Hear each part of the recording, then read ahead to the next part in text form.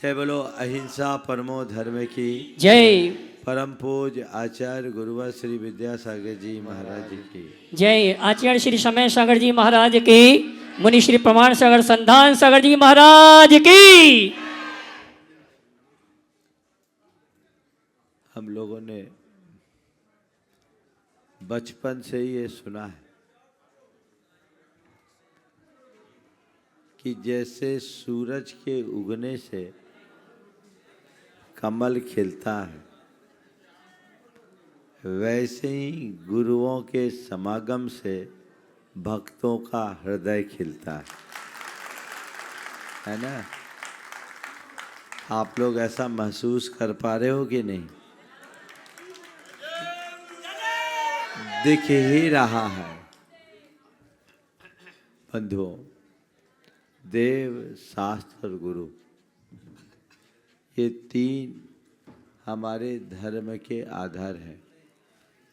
इनका आश्रय लेकर हम अपनी धार्मिक भावनाओं को और अधिक प्रगाढ़ बनाकर जीवन को आगे बढ़ा सकते हैं। वे लोग बड़े भाग्यशाली हैं जिन्हें देव, गुरु और शास्त्र की शरण प्राप्त हुई। बहुत सारे ऐसे लोग भी हैं जो चाह करके भी सानिध्य नहीं पा पाते। ये बुंदेलखंड की धरा इस अर्थ में बहुत भाग्यशाली है कि परम पूज्य गुरुदेव ने 50 वर्षों में इस क्षेत्र को सींच सींच के हरा भरा बना दिया। भले गांव छोटा सा गांव है, लेकिन मेरे जानकारी के अनुसार आपके यहाँ भी 2-3 बार गुरुदेव आ चुके। कितनी बार आए? एक ही बार है, एक बार आए।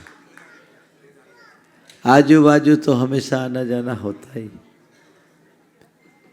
आपके यहाँ का अखिलेश अक्सर आता है, अपनी सेवाएं देता रहता है। बार बार कहता था, महाराज एक बार भले का योग बने, भले का योग बने।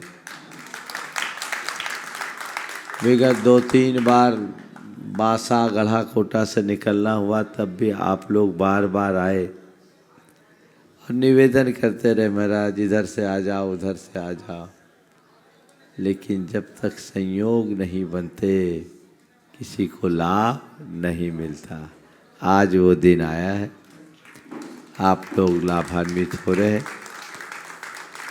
छोटा गांव है, भावना बड़ी है। जीवन भावनाओं से संचालित होता है। अपनी भावना को ऐसे ही निर्मल बनाए रखें, जीवन का पथ प्रशस्त करे। ये नगरी ऐसे भी बड़ी पुण्यशाली नगरी है। हमारे संग में बहन जी पुष्पा जी और इनकी बड़ी बहन कुसुम, नाम था, क्या नाम था? हाँ, इन दो की जन्मस्थली है ना।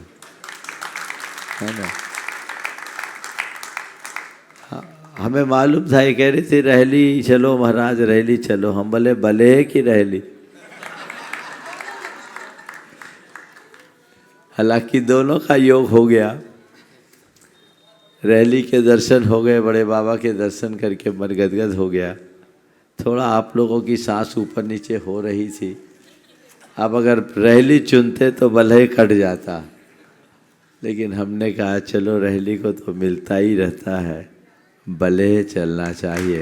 आप लोगों को भाग आ गए। आपके यहाँ के एक ब्रह्मचारी चक्रेश थे, जो अभी विडोक सागर जी महाराज हैं। छोटे गांव से त्यागी वृत्तियों का इस तरह से निकलना इस बात का प्रमाण है कि यहाँ की जनता में, समाज में धर्म के प्रबल संस्कार है। अभी और भी उम्मीदवार निकल सकते हैं जिनका पुण्य जगता है। होंगे 2-4 के व्रत भी हों, नहीं हो तो भावी उम्मीदवार हो। ये बात सदैव ध्यान रखना। मोक्ष मार्ग को अंगीकार किए बिना जीवन का उत्थान नहीं है। चाहे इस भव में करो, चाहे अनंत जन्म बात करो, रास्ता तो एक ही है। इसलिए एक ही भाव रखो, या तो मैं पिच्छी ग्रहण करूं, और जब तक पिच्छी ग्रहण न कर सकूं तो पिच्छी धारियों के पीछे लगे रहूं।